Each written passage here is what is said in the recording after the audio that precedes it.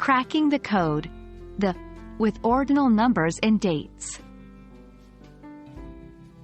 Hello, language learners. Today, we're going to explore a fascinating aspect of the English language, specifically how we use the with ordinal numbers and dates. By the end of this video, you'll understand and feel confident using this grammar point in your own conversations and writings. Let's dive right in. Before we jump into the main topic, let's make sure we all understand what ordinal numbers are. These are numbers used to represent position or order in a sequence. For example, first, second, third, and so on.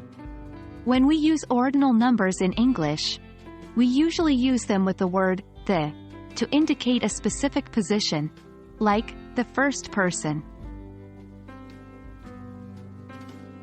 Now, why do we use the in English?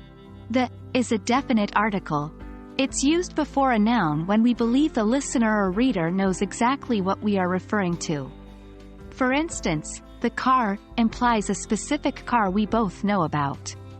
When using the with ordinal numbers, we're specifying a particular place in a sequence. Now that we've covered the basics, let's focus on our main topic, using the with ordinal numbers and dates.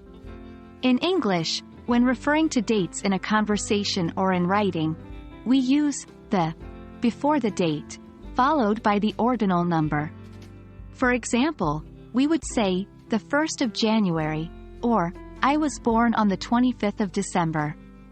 Remember, when writing dates, the ordinal number usually follows this format: first, second, third, fourth, and so on.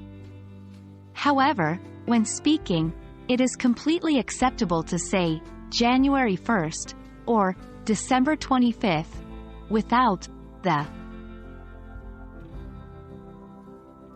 Let's see some examples to help solidify this rule. 1. Her birthday is on the 15th of June. 2. Independence Day in the United States is celebrated on the 4th of July. 3. I have a meeting on the 30th of this month. Remember, practice makes perfect, so try using these structures in your daily conversations. And there you have it.